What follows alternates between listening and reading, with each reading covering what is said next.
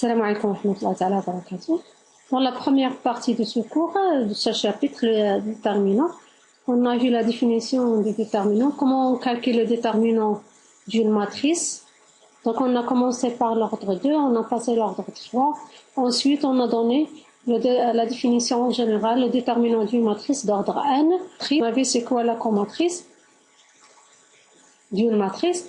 Et on a ce théorème qui est très important. On va voir l'utilité de ce théorème dans la suite. Donc on a transposé de la comatrice de A fois A égale à déterminant de A fois la matrice unitaire. D'accord. Maintenant, on va voir quelles sont les transformations qu'on peut faire à une matrice pour calculer facilement le déterminant. En fait, on va utiliser les transformations de Gauss qu'on a déjà vues pour calculer le rang, pour les matrices, pour calculer le rang d'une matrice, dans la résolution des systèmes, ainsi de suite. Donc, la même chose ici. On veut calculer le déterminant d'une matrice. On va voir quelles sont les transformations élémentaires de Gauss qu'on peut faire pour faciliter le calcul. D'abord, dans cette proposition, la première assertion dit que le déterminant d'une matrice d'ordre n est changé en son opposé lorsqu'on échange de colonnes. Ça veut dire si je fais une permutation, soit suivant les lignes, soit suivant les colonnes. Ici, dans le déterminant, je peux faire les transformations de Gauss, soit suivant les lignes, soit suivant les colonnes, c'est la même chose. Si je fais une permutation entre deux lignes ou bien deux colonnes, le déterminant change par un signe moins, c'est-à-dire le déterminant de A devient égal à moins le déterminant de la matrice que je vais trouver, que je vais obtenir en faisant cette permutation. Donc la deuxième assertion dit qu'un déterminant d'ordre n est multiplié par lambda si on multiplie les termes d'une de ces colonnes par lambda. Qu'est-ce que ça veut dire ça? Parfois dans une matrice, j'ai une ligne ou bien dans une colonne, je peux factoriser par un chiffre. Par exemple, toutes les valeurs de la colonne sont divisibles par 2. Alors je peux factoriser par 2. Et le déterminant, c'est 2 fois le déterminant de la nouvelle matrice tel que j'ai simplifié par 2.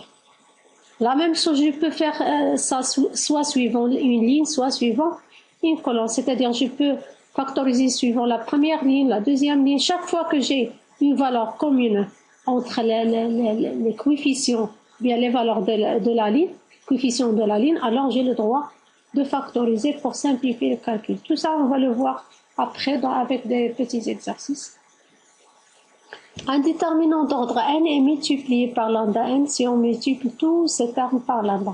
C'est-à-dire, si j'ai une matrice telle que je peux factoriser par un terme lambda, 3, 4, moins 5, n'importe quelle valeur, vous voyez, je peux factoriser suivant toute la matrice. C'est-à-dire, tous les coefficients de la matrice sont divisibles par lambda. Alors, le déterminant, c'est lambda à la puissance n, le déterminant de la nouvelle matrice telle que j'ai simplifié par lambda. Cette remarque est très importante. Qu'est-ce qu'on a ici? Le déterminant d'une matrice diagonale triangulaire supérieure ou bien inférieure égale au produit des éléments de sa diagonale. Donc si on a une matrice triangulaire supérieure ou bien triangulaire inférieure, le déterminant c'est exactement le produit des éléments de la diagonale. C'est facile à calculer.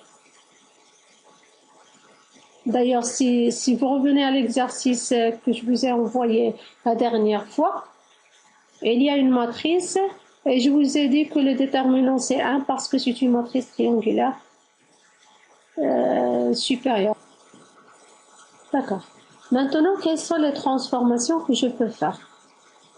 On a venu de voir que si on fait une permutation, le déterminant change par un signe moins. Maintenant, pour calculer le rang, pour calculer l'inverse, on a vu qu'on peut faire remplacer Li par alpha Li plus bêta Lj, à condition que le alpha soit différent de... Donc, si je veux faire des transformations de Gauss et avoir le même déterminant, il faut remplacer Li par Li plus la somme des bêta G et Lj, c'est-à-dire le coefficient ici associé à Li doit être nécessairement égal à 1. Pas comme dans pour calculer le rang ou bien l'inverse. Pour l'inverse et le rang, on exige seulement qu'il y aura ici un alpha LI avec alpha différent de 0. Que le alpha soit différent de 0. Non, ici, on exige que le alpha soit égal à 1. C'est-à-dire, on remplace L3 par L3 plus n'importe quoi. L5 par L5 plus ou bien moins de L2, n'importe quelle autre valeur. Peu importe, l'essentiel, on remplace ici le coefficient associé à LI, si on remplace LI, le coefficient associé à LI, c'est L. Donc là, on peut calculer le déterminant de cette matrice en utilisant les transformations de Gauss. Maintenant, si je veux faire les transformations de Gauss, dans quel but je vais faire cette transformation? Qu'est-ce que je veux obtenir? Je veux obtenir le maximum de 0 dans une ligne ou bien dans une colonne. C'est ça le but de faire les transformations. Pour calculer le rang, on essaie de trouver une matrice échelonnée. Pour calculer l'inverse, on essaie de transformer la première matrice à l'identité, la matrice unitaire, pour trouver l'inverse. Ici, pourquoi on va faire les transformations? Dans quel but? Comment je vais choisir les transformations? Donc, le but, c'est d'obtenir une ligne ou bien une colonne qui contient le maximum de 0. Par exemple, ici, j'ai une matrice. J'ai ici un 0, j'ai ici un 0. Le maximum de 0 que je peux obtenir dans une ligne ou bien dans une colonne, c'est 2 0. Vous voyez, je ne peux pas obtenir 3. Il est lequel le déterminant égal à 0. Donc, je vais faire une transformation de Gauss pour avoir ici un 0. Ou bien, je vais faire une transformation suivant les lignes pour avoir ici un 0. Bien sûr, je veux avoir ici un 0 sans perdre le 0. Vous voyez, donc je veux choisir une manière de faire une transformation pour avoir un 0 sans perdre l'autre 0. Sinon, je peux éliminer le 1 et le 3 ici directement, je vais obtenir 2 0. Maintenant, voilà quelques propriétés concernant le déterminant d'une matrice. Un déterminant est nul s'il contient une ligne ou bien une colonne qui est nulle. C'est-à-dire, si dans un déterminant, j'ai déjà une ligne tout entière qui est nulle, ou bien une colonne qui est nulle, le déterminant directement est égal à 0. Pas la peine de faire le calcul. Un déterminant est nul si une ligne égale à une autre ligne, ou bien une colonne égale à une autre colonne. Regardez, pourquoi ici, chaque fois qu'on a une propriété pour les lignes, on a la même propriété par les colonnes. Souvenez-vous que le déterminant de A, c'est le déterminant de transposé de A. Donc les lignes deviennent des colonnes et les colonnes deviennent des lignes.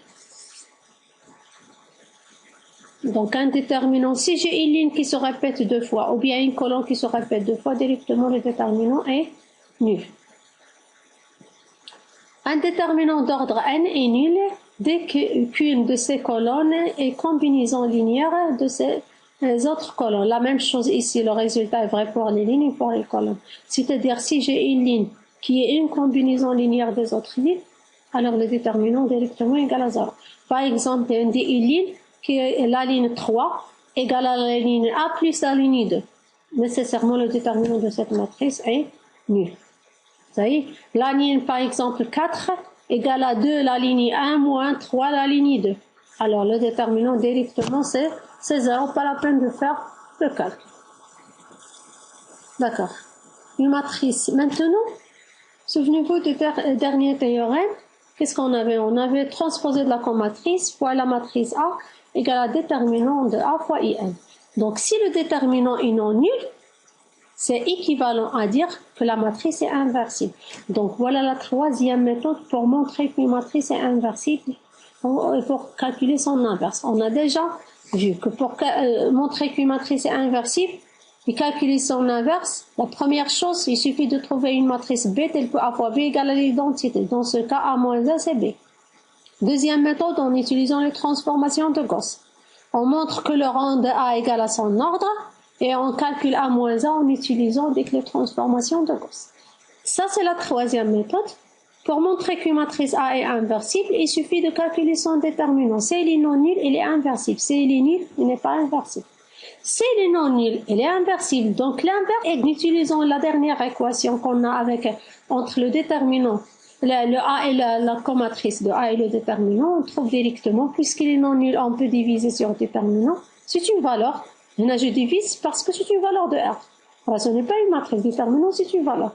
Et A moins 1, c'est 1 sur déterminant de A transposé de la comatrice de A. Donc, la dernière partie de ce cours, on va voir comment utiliser le déterminant pour résoudre un système de Cramer. Donc, si on a un système sigma, A, c'est la matrice associée à ce système, AB, c'est la matrice élargie. Donc, on va noter les AI, c'est quoi? C'est les matrices. Pour chaque I, la AI, c'est la matrice obtenue à partir de A en remplaçant la J-ième colonne. Pardon, c'est la I-ième colonne de A par la colonne des solutions. Par exemple, dans la X1, on va remplacer la première colonne associée à X1 par la colonne B1, BL jusqu'à Bn, ainsi de suite. Et on va calculer le déterminant de chaque matrice AI. Delta XJ, donc c'est le déterminant de AJ. Et delta ici, on pose le déterminant de A. Donc le système est un système Cramer, c'est seulement si A est inversible. Ça, on a déjà vu ce résultat-là. Et maintenant, A est inversible, c'est seulement si le delta est différent de 0. Dans ce cas, pour calculer la solution qui est unique, puisque c'est un système de Cramer, pour calculer x1 jusqu'à xn, chaque xj, c'est delta xj, c'est divisé par delta. C'est delta xj, c'est des valeurs sur delta. Donc, bien sûr, on va faire un exercice pour que ça soit bien clair. Donc, c'est la fin de ce cours-là, c'est le dernier chapitre, et on passe aux exercices.